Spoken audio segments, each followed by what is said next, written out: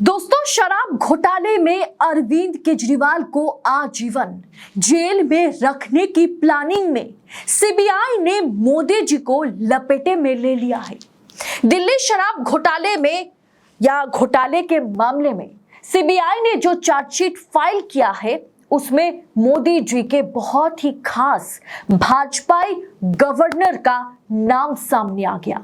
अब अरविंद केजरीवाल को फंसाने के जगह सीबीआई ने कहीं ना कहीं एलजी को, गवर्नर को, उपराज्यपाल को फंसा दिया है। दिल्ली के उपराज्यपाल को किस तरह से सीबीआई ने फंसाया शराब नीति मामले में, शराब घोटाले में। अरविंद केजरीवाल को अगर पनिश करना है, अरविंद केजरीवाल पर अगर कार्रवाई करनी है तो कार्रवाई एलजी पर भी होनी चाहिए। पूरा मामला क्या है विस्तार से बताएंगे आगे आपको वीडियो में, तो वीडियो को आखिर तक देखिएगा। नमस्कार, स्वागत है आप सभी का देश नीति पर। देश नीति, केवल सच्ची और पक्की खबरें। दिल्ली हाईकोर्ट के शराब नीति मामले में सीबीआई की ओर से केस दर्ज में सीएम अरविंद केजरीवाल की नियमित जमानत याचिका पर आदेश को दिल्ली हाईकोर्ट ने फिलहाल आज के लिए सुरक्षित रख लिया है। सुनवाई के दौरान केजरीवाल की ओर से पेश अभिषेक मनु संघवी ने कहा कि सीबीआई कहती है कि केजरीवाल ने शराब नीति पर हस्ताक्षर किए, इसीलिए वो इस पूरे केस के सरगना है, इस पूरे स्कैम के, इस पूरे घोटाले के सरगना है। लेकिन 15 बाकी लोगों ने, 15 और लोगों ने इस पर हस्ताक्षर किए थे, जिसके चलते ये नीति जो है कार्यकर हुआ था। इस नीति को या शराब नीति को पूरी तरीके से लागू किया गया था। तो उन बाकी 15 लोगों पर कार्रवाई क्यों नहीं हो रही है? और सबसे बड़ी बात कि इन 15 लोगों में से जिन्होंने इस पर हस्ताक्षर किया था, जिन्होंने इसे ग्रीन सिग्नल दिया था, उसमें एलजी का भी नाम शामिल है। यानी दिल्ली के एलजी ने भी, जो कि नरेंद्र मोदी के बहुत ही खास माने जाते हैं, उस एलजी ने भी इस पर हस्ताक्षर किए हैं।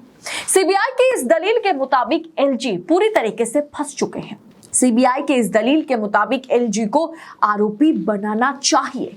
मुख्य सचिव सहित 50 नौकरशाहों यानी आईएएस, आईपीएस अधिकारियों ने भी इस पर हस्ताक्षर किया था। क्या उन पर भी अब कार्रवाई होगी? सीबीआई के वकील ने सुनवाई के दौरान कहा कि अरविंद केजरीवाल को जमानत के लिए निचली अदालत का रुख करना होगा। हमने केजरीवाल के खिलाफ ट्रायल कोर्ट में चार्जशीट दाखिल कर दी है। सिर्फ चार्जशीट दाखिल हो जाने से केजरीवाल जमानत के अधिकारी नहीं हो जाते। सुप्रीम कोर्ट से केजरीवाल को मिली राहत, अंतरिम राहत तो मिल गई है, लेकिन सीबीआई इस मामले को हाईकोर्ट में चुनौती दे रही है और ये चुनौती कहीं ना कहीं अरविंद केजरीवाल को फिलहाल के लिए महंगा पड़ रहा था। और इसमें अब एलजी और नरेंद्र मोदी के बहुत ही खास उपराज्यपाल की भी एंट्री हो गई है। यानी अरविंद केजरीवाल पर अगर कार्रवाई होती है, उन पर अगर जांच बिठाए गए हैं, तो वो कार्रवाई कहीं ना कहीं तमाम आईएएस, आईपीएस अधिकारियों पर, नौकरशाहों पर और साथ ही साथ दिल्ली के एलजी पर भी होनी चाहिए। सीबीआई के वकील ने कहा कि सुप्रीम कोर्ट से केजरीवाल को मिली राहत अंतरिम है। मामले पर आगे संविधान पीठ सुनवाई करेगी। सुप्रीम कोर्ट ने जमानत के लिए ट्रिपल टेस्ट पर विचार नहीं किया। जैसे हम इस केस में जांच में आगे बढ़े, केजरीवाल की भूमिका सामने आने लगी, ऐसा सीबीआई का दावा है। उनके खिलाफ और भी सबूत सामने आ रहे हैं। उन्होंने कहा कि अगर हमने ये सब पहले कोर्ट में रखा होता तो गवाहों को प्रभावित किए जाने के और सबूतों को गायब करने के तमाम तरह की आशंकाएं थी।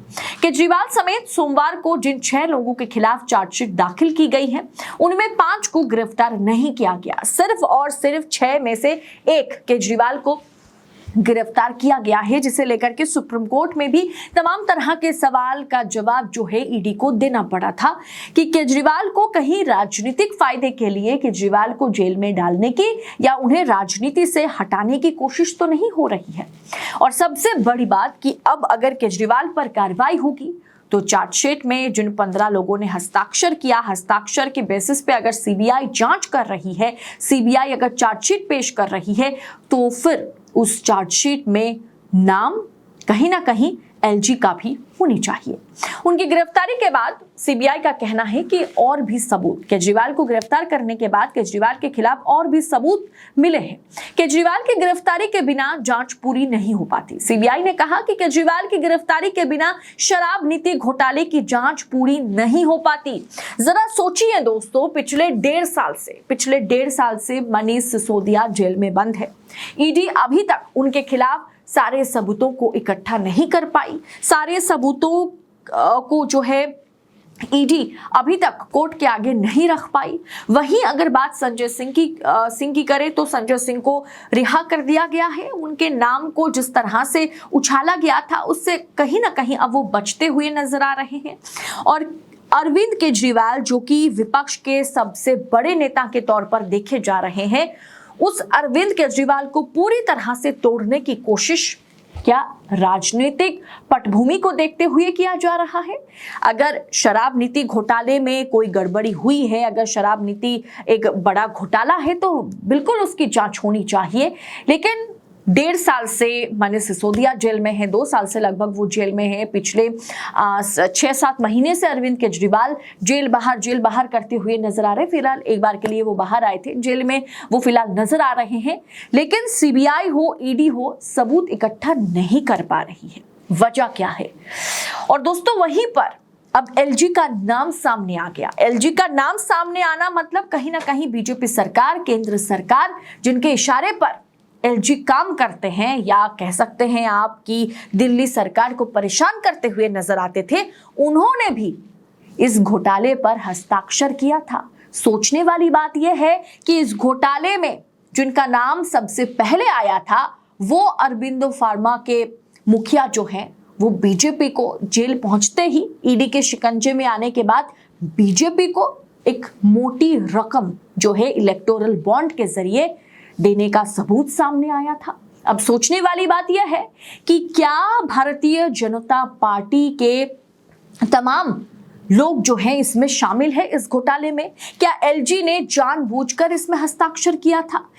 अगर चाहे जानबूझकर वो करे या ना करे, गलती अगर अरविंद केजरीवाल से हुई है, जैसा सीबीआई दावा कर रही है कि वो मेन स्कैमर हैं, वो सरगना है, तो एलजी का हस्ताक्षर अगर इस पूरे मामले में है, उन 15 लोगों में अगर एलजी भी शामिल है जिन्होंने इस पर हस्ताक्षर किया था, ये सोचते हुए कि ये शराब नीति जो है बहुत बढ़िया है, तो कहीं ना कहीं एलजी भी सवालों के घेरे में है। तो एलजी पर भी कार्रवाई होनी चाहिए, गिरफ्तारी उनकी भी होनी चाहिए। अब ऐसे में कुल मिलाकर के देखा जाए तो केजरीवाल को पूरी तरह से सलाखों के पीछे रखने की कोशिश की जा रही है। केजरीवाल से मुख्यमंत्री पद छीनने की कोशिश हो रही है और केजरीवाल को जितने समय तक बीजेपी जेल में रख पाएगी, उस तरीके से पीछे से वो कहीं ना कहीं आम आदमी पार्टी को तोड़ने की कोशिश भी करेगी और कर भी रही है। फिलहाल इस पूरे विषय पर आपकी राय क्या है? जिस तरह से जिन लोगों ने हस्ताक्षर किया था, जिस हस्ताक्षर के बेसिस पर इस पूरे केस को बनाया गया कि आखिर शराब नीति घोटाला नहीं कहेंगे, शराब नीति को किन लोगों ने ग्रीन फ्लैग किया था, किन लोगों ने इसे ग्रीन सिग्नल दिया था, उसमें अगर अरविंद केजरीवाल का नाम रहा, उन्होंने अगर हस्ताक्षर किया था, उन पर अगर कार्रवाई हो रही है, तो वो कार्रवाई एलजी जिन्होंने इसे ग्रीन सिग्नल दिया था उन पर कार्रवाई क्यों नहीं होगी? ये बड़ा सवाल है। क्या आप भी इस सवाल के साथ सहमत हैं? तो कमेंट कर अपनी राय हमारे साथ जरूर शेयर कीजिएगा। बाकी किस तरह से हम देख रहे हैं, चाहे न्यायपालिका हो, चाहे सरकारी जांच एजेंसी हो, तमाम तरह के संस्थानों पर सरकार कब्जा पाने की कोशिश कर रही है, अपने मन मुताबिक विपक्षी नेताओं को जेल में डालने की, उनके खिलाफ साजिश रचने की प्रयास किया जा रहा है। इस पूरे विषय को आप किस तरह से देख रहे हैं?